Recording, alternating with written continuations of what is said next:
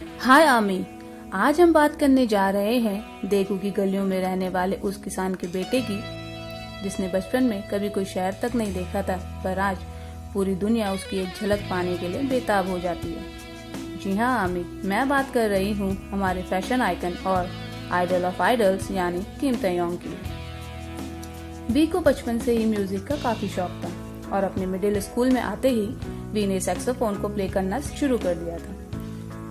We के parents job करते थे, इस वजह से वी अपनी दादी के साथ ही रहते थे और यही वजह है कि वे अपनी दादी से काफी अटैच्ड भी थे। आप भी जान के शॉक्ड होंगे कि वी ने कभी भी किसी कंपनी के लिए ऑडिशन नहीं दिया है। जी हाँ, इवन जब वो बिगेट में सेलेक्ट हुए थे तो भी वो अपने किसी फ्रेंड के साथ उसके ऑडिशन के लिए आए हुए थे, पर किस्मत को तो कुछ और ही मंजूर था। वी के फ्रेंड की जगह वी सेलेक्ट हो गए और उसी फ्रेंड ने इन फ्यूचर वी की पॉपुलैरिटी को देखते हुए और जेलसी की वजह से रूमर भी फैलाया कि वी ने अपनी प्लास्टिक सर्जरी कराई है ताकि वो अपने विजुअल्स अच्छे कर सके। ये बात खुद वी ने अपने इंटरव्यू में बताई थी। बिगिट ने स्टार्टिंग में वी को एज अ सीक्रेट मेंबर रखा क्योंकि वो उनके करिश्मा को as a surprise element use करना चाहते थे, पर इस वजह से वी को कई बार लोनली भी फील होता था क्योंकि ना तो कोई ब्लॉग और ना ही कोई फोटो पोस्ट कर पाते थे। उनको कभी कभी ये डर भी लगता था कि कहीं वो ग्रुप से बाहर ना हो जाएं। पर जून 2013 में बीटीएस के single album too cool for school आते ही वी के विजुअल और उनकी डीप सेंसुअल वॉइस ने सभी को अपना दीवाना बना दिया।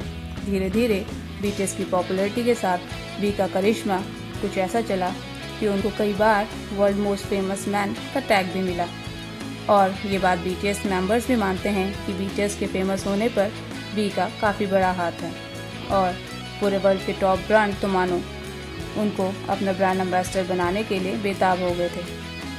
वी जिस ब्रांड के साथ अटैच हो जाते वो ब्रांड की सेल रातों रात टॉप में पहुंच जाती, चाहे वो सेलिन हो या चाहे कार्टियर। जो एक्सेसरीज वी यूज़ करते सेम डे वो सोल्ड आउट हो जाती। वी केवल अपने विजुअल ही नहीं, इवन अपने ड्रेसिंग सेंस की वजह से भी काफ़ी पॉइंट आउट होते थे। ऐसा लगता था मानो उनके कपड़े उनकी पर्सनालिटी को डिफाइन कर रहे हों।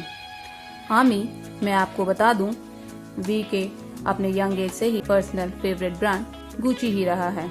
वो most of the time Gucci के कपड़े ही कैरी करते हैं, इसीलिए उनको गुची बॉय भी कहा जाता है। अगर वी के गानों की बात कहें तो वी के सोलो सॉन्ग्स इतने यूनिक और इतने सॉफ्ट होते हैं कि अगर कोई उनके सॉन्ग एक बार सुन ले तो वो वी का डाई हार्ट फैन बन जाए। उनकी डीप वॉइस और उनके मीनिंगफुल सॉन्ग जैसे सीधे दिल पर उतर रहे हों।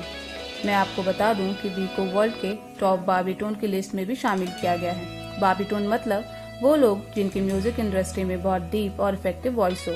बीटीएस में सबसे गरीब परिवार से आए वी आज बीटीएस और के पॉप के सबसे रिच मेल के पॉप आर्टिस्ट बन गए हैं।